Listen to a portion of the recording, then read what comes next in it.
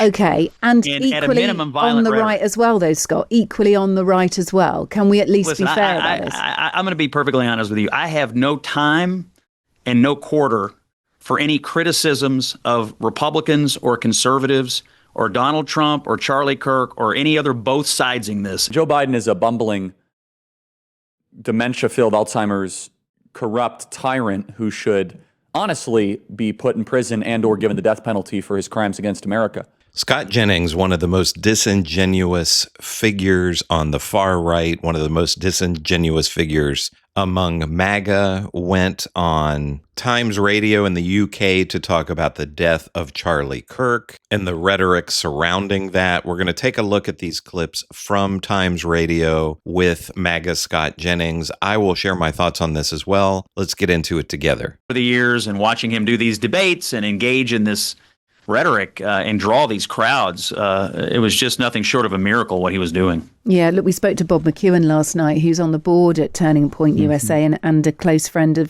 of Charlie's, as you may know. And he said, no one else engaged the upturn in 18 to 25, 1835 support, conservative support for Donald Trump. He engaged a whole generation, a generation that may well stay for years and years to come. And that's why he was so important. Yeah, I spoke to the White House Chief of Staff, Susie Wiles, just a few minutes ago, and we talked about that, about what Charlie's impact on the campaign was in helping turn out young conservatives for Donald Trump and bring people into politics. That's what, to me, was so amazing about his operation. There was the external piece of it, which everybody sees, the debates and the crowds. There's also the internal piece of it, the organization. They had quite a robust data operation. And so both as an external facing matter and as an internal technical matter, Charlie had this operation at Turning Point that was quite good at motivating people to engage in politics and then to vote. And there's no question that it helped President Trump regain the White House. And so his impact on our politics it's hard to describe because it was enormous. And of course, even after President Trump won, he continued to be quite close to the president. He's very close to so many members of the administration. They take his counsel. They listen to him. They know that Charlie had his hand on the pulse of not just the MAGA base, but that young group. What are they thinking? How are they processing issues? Charlie was where everybody turned to sort of feel, get the feeling for what was going on among the people. Yeah. Look, you said you'd just spoken to Susie Wiles, the White House Chief of Staff. I wonder what how she reasoned with the language of Donald Trump on this and how you feel about it as well. He talks about the radical left, blaming the radical left for comparing wonderful Americans like Charlie Kirk to Nazis. This kind of rhetoric is directly responsible for the terrorism that we're seeing in our country today, said Donald Trump, and that has upset a lot of people. Is that useful, Scott, to hear that from the President of the United States? Well, is it useful to hear the truth? I mean, that to me, and I'm going to give you what the average conservative is thinking today. Sure. Whenever something bad happens in this country, whenever there is some kind of terrible incident, people come along to lecture conservatives about toning down the rhetoric and this and that, whether it happens on the left or whether it happens on the right, and no matter who the victims are, somehow we're always told that it's conservatives who are the problem and that they need to tone down the rhetoric. Meanwhile, you have people like Senator Chris Murphy from Connecticut, who the day before Charlie was shot, in an interview said that we're at war and you have to be able to do whatever you need to do to win the war. You had Tim Walz the other day telling a crowd that he was hoping to wake up one day to news that Donald Trump had died. You had Seth Moulton, a congressman from Massachusetts, on TV this morning lecturing conservatives that they're the real problem. Now, it's our friend that's dead.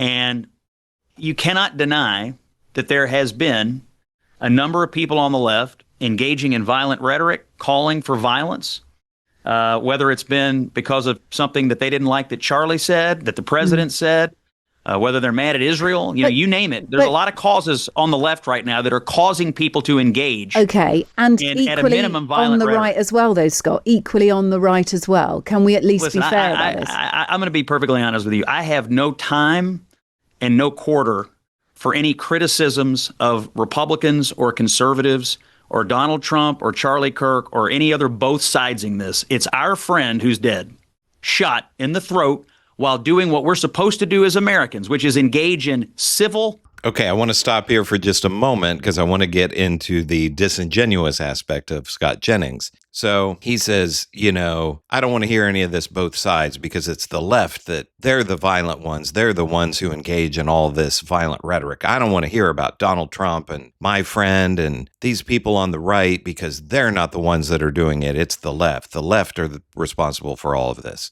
Let's take a look at Charlie Kirk from 2023 about Joe Biden and Kamala Harris. I am a product of teachers and an educational system that believed in providing the children with the full expanse of information that allowed them to then and encouraged them to then reach their own conclusions and exercise critical thought in a way that was directly intended to nurture their leadership. I am fully aware that it is because of that approach that I stand before you as Vice President of the United States of America. I know what you're thinking. We got to get Joe Biden out of the way so we can run up against Cammie. Oh my goodness, is she beatable? It's like Black Hillary on steroids. Is she black? I guess she says she's Caribbean or whatever. It doesn't matter. She gives these speeches and it just has this aura of totalitarianism. My team says she's Indian and Caribbean. I'll tell you what, she would be a lot easier to beat than Joe Biden. A lot. I mean, Joe Biden is a bumbling, dementia-filled Alzheimer's, corrupt tyrant who should honestly be put in prison and or given the death penalty for his crimes against America. But Kamala Harris, my goodness, there's something that just kind of is tribal where people are like, I don't know if I want this crazy person running the country. So Scott Jennings says, I don't want to hear any of this both sides nonsense. The right doesn't engage in this stuff. It's the left that just does all of this. So here's Charlie Kirk, this guy that the right is lionizing now. They're talking about we should have a holiday honoring Charlie Kirk. So this wonderful guy, Charlie Kirk didn't engage in all this violent rhetoric. He was above that. He was just trying to bring people together. So as I showed you, there is a clip from 2023 of him calling for the death penalty for Joe Biden, who was president of the United States at that time. That's not violent rhetoric. I want to show you one more clip. This is just from a couple of days ago. This is not Charlie Kirk, but this is from Fox News. One of the resident idiots on Fox News talking about homeless people. We feel so compassionate because you see the mental health crisis happening. Yeah, exactly. But it's not our job. We shouldn't have to live in fear while they figure out what's going on right there. Right. Put them in a mental institution, put them in a jail, and you guys figure it out. But people having to duck and dive on the trains and the buses, walking through the street, this is one case, but this is happening all across the country, and it's not a money issue. They have given billions of dollars to mental health and the homeless population. A lot of them don't want to take the programs. A lot of them don't want to get the help that is necessary. You can't give them a choice. Either you take the resources that we're going to give you, or you decide that you're going to be locked up in jail. That's the way it has to be now. Or involuntary lethal injection or something. Just kill them. Yeah, Brian, why did it have to get to this point? Right. I would say this. We're not voting for the right people. In North Carolina, wake up. You can't keep putting these people in power. So Brian Kilmeade says of homeless people that don't do whatever it is that Brian Kilmeade and these other hosts want them to do, just kill them. Just give them a lethal injection. Just kill them. People, just kill them for being homeless. That is the right wing that Scott Jennings says does not engage in violent rhetoric. They're above it all. They're not like the left who is causing all of this divisiveness in our country. Not known. Colleges are not known as hotbeds of conservatism. He goes to a college to engage in civil discourse, and now he's dead because that's what he did. So I really don't have any time for both sidesing this today. It's our friend that's dead because he was doing what you're supposed to do as an American. Talk, use your voice, use your words, use your powers of reasoning, debate, speech. That's what we do as Americans. And now our friend's dead, and you want to lecture me about Donald Trump or I'm not conservatives lecturing or you. both I guess sides? I'm just saying. It tells me you don't really get what's happening, and well, so no, I'm here to. I'm happy to explain it to you, but you clearly don't get I it. am, Scott, seeking to understand how, if this is not a time for rhetoric, if it is a time to remember your friend who he's been assassinated. There is no words to express how awful that act was and is. No words. And if this is a time for respectful discourse, why is a Fox News anchor saying this is war? Why is Steve Bannon saying Kirk is a casualty of war? Because to a lot of conservatives right now, that's the way it feels. It feels like that on the left right now, there is increasing amount of violent rhetoric. There is an increasing amount of people who have decided that debate and politics are useless and that they need to take it to another level. That's the way it feels to conservatives. And do you know why it feels that way? Because our friend was shot in the throat and murdered in cold blood. That's why it feels that way. Because our president last summer was nearly assassinated. I mean, he was a millimeter from dying last summer. I mean, people have forgotten this. The president of the United States, running for office last summer, came within millimeters of what happened to Charlie yesterday. And so to conservatives, not only does it feel like our people are physically under attack, but it also feels like you're constantly rhetorically under attack for saying things that are not particularly controversial, that 80 or 90% of the American people believe.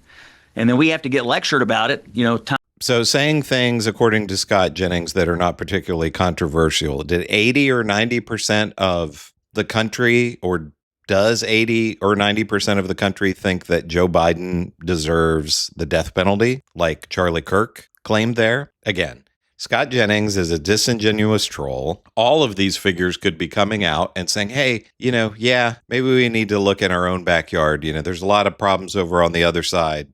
They say a lot of things that we think are wrong, but also some of our people are saying some things that are wrong too. The host here gave Scott Jennings a chance to say, hey, maybe Donald Trump, the president of the United States, maybe he could be above podcasters a little bit and really set a tone for the country. But of course, Donald Trump can't do that. And these MAGA trolls like Scott Jennings, they can't do that either. They have no interest in doing that.